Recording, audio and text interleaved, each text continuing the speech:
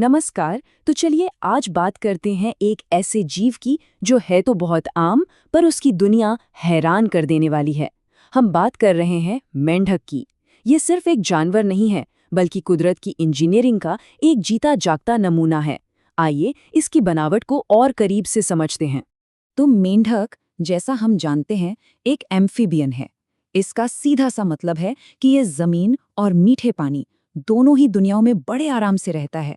और यही वो खूबी है जो इसे नेचर के सबसे कामयाब सर्वाइवर्स में से एक बनाती है। तो सवाल ये उठता है कि आखिर एक ही जानवर दो बिल्कुल अलग-अलग दुनियाओं के लिए इतनी परफेक्टली कैसे बना है? इसी सवाल का जवाब ढूंढने के लिए हम मेंढक की बनावट को परत दर परत समझेंगे और देखेंगे कि एवोल्यूशन ने उसे इस दोहरी जिंदगी के लिए कैसे तैयार किया है। तो चलिए शुरुआत करते हैं इसकी बाहरी बनावट से। हम कह सकते हैं कि मेंढक का शरीर एक तरह का हाईटेक सर्वाइवल सूट है, जिसका हर एक हिस्सा उसे अपने माहौल में जिंदा रहने और कामयाब होने में मदद करता है। अब देखिए, मेंढक की सबसे पहली और जबरदस्त डिफेंस टेक्निक है कैमोफ्लाज। मतलब ये अपने आसपास के माहौल जैसे घास या सूखी जमीन में अपना रंग बदलकर ऐसा घुल मिल जाता है कि दुश्मनों को पता ही नहीं चलता। चलिए अब जरा इसके सर्वाइवल किट पर एक नजर डालते हैं। इसकी जो चिकनी चिपचिपी स्किन है ना, वो सिर्फ फिसलने के लिए नहीं है, बल्कि उसे नम भी रखती है और पानी सोखने में भी मदद करती है। फिर है इसकी उभरी हुई आंखें, जो इसे शिकार और शिकारी दोनों पर एक साथ नजर रखने में मदद करती हैं। और जब ये पानी के अंदर होता है तो एक ट्रांसपेरेंट झिल्ली बिल्कुल बिल्ट इन गॉगल्स की तरह इसकी आंखों को बचाती है। इसके जालीदार पैर इसे पानी का चैंपियन तैराक बनाते हैं और इसका कान, जिसे टिम्पैनम कहते हैं, वो आवाज की तरंगों को सीधे पकड़ता है, जिससे खतरा तुरंत पता चल जाता है। बाहर से तो ये कमाल का है ही, पर असली जादू तो इसकी बॉडी के अंदर है। तो चलिए अब अंदर चलकर देखते हैं कि मेंढक की इंटरनल मशीनरी इसकी डबल लाइफ को कैसे सपोर्ट करती है। मेंढक का सांस लेने का सिस्टम तो सच में अद्भुत है, और यही इसके डबल लाइफ का सबसे बड़ा सबूत भी है। देखिए, जब वो पानी में होता है तो वो अपनी स्किन से ही ऑक्सीजन सोख लेता है।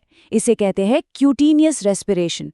लेकिन जैसे ही वो जमीन पर आता है, वो हमारी ही तरह फेफड़ों का इस्तेमाल करने लगता है। और इतना ही नहीं, वो अपनी गीली स्किन और मुंह के अंदर के हिस्से यानी बकल कैविटी से भी सांस ले सकता है।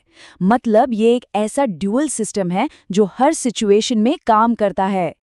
अब बात करते हैं इसके सर्कुलेटरी सिस्टम की, जिसका सेंटर है इसका 3 चेंबर वाला दिल।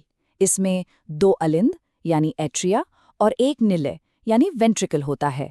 ये एक क्लोज्ड सर्कुलेटरी सिस्टम है जो पूरे शरीर में ऑक्सीजन और ज़रूरी न्यूट्रिएंट्स को बड़ी तेज़ी से पहुंचाता है, जो इसकी एक्टिव लाइफस्टाइल के लिए बहुत ज़रूरी है। एक और बहुत ही इंटरेस्टिंग बात इसके डाइजेस्टिव सिस्टम में छिपी है। जैसा कि यहाँ बताया गया है, मेंढक मांसाहारी होते हैं, कीड़े मकोड़े खाते हैं जो बहुत जल्दी पच जाते हैं। इसीलिए इन्हें हमारी तरह लंबी घुमावदार आंतों की जरूरत ही नहीं पड़ती। इनका डाइजेस्टिव सिस्टम एकदम तेज और एफिशिएंट होने के लिए बना है।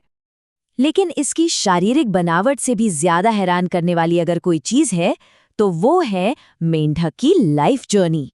अब हम आते हैं इसकी सबसे बड़ी और सबसे कमाल की सर्वाइवल स्ट्रैटेजी पर, उसका जीवन चक्र।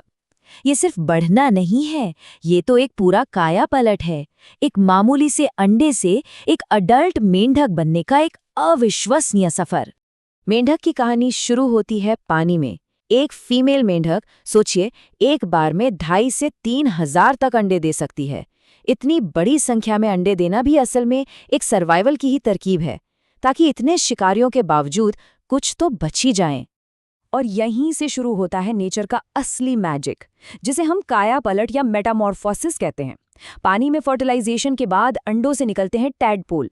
ये पूरी तरह से पानी में रहने वाले जीव होते हैं, मछली की तरह गलफड़ों से सांस लेते हैं और पूंछ से तैरते हैं। फिर धीरे धीरे जादू शुरू होता है। पहले पिछले पैर निकलते हैं, फिर अगले। उनकी पूंछ धीरे धीरे शरीर में ही घुल जाती है और गलफड़ों की जगह ले लेते हैं फेफड़े। और आखिर में एक बिल्कुल नया जीव, एडल्ट मेंढक, पानी से बाहर अपनी नई दुनिया में कदम रखने को तैयार हो जाता है। तो ये सब जानना इतना ज़रूरी क्यों है? मेंढक की ये कमाल की कहानी आखिर हमारे लिए मायने क्यों रखती है? क्योंकि मेंढक सिर्फ एक मज़ेदार जीव नहीं है, वो हमारे इकोसिस्टम की सेहत के लिए एक बहुत ही ज़रूरी कड़ी है। मेंढक कीड़ों की आबादी को कंट्रोल में रखकर हमारी फसलों को बचाते हैं। मच्छरों जैसे कीड़ों को खाकर बीमारियां फैलने से रोकते हैं। साथ ही वो खुद भी सांप और पक्षियों जैसे कई बड़े जानवरों का खाना बनते हैं। इस तरह वो हमारी फूड चेन का एक बहुत ज़रूरी हिस्सा है, जो इकोलॉजिकल बैलेंस बनाए रखने में मदद करते हैं। तो आखिर में ये सवाल हमें सोचने पर मजबूर करता है, एक ऐसा जीव जो दो अलग-अलग दुनियाओं में रहने के लिए इतनी खूबसूरती से बना है, वो हमारी दुनिया के लिए कितना ज़रूरी है? अगर ये अडैप्टेशन का मास्टर गायब हो गया तो क्या होगा? शायद हमारा इकोसिस्टम का बैलेंस ही बिगड़ जाए, और उसके नतीजे क्या होंगे, ये शायद हम अभी ठीक से समझ भी नहीं सकते।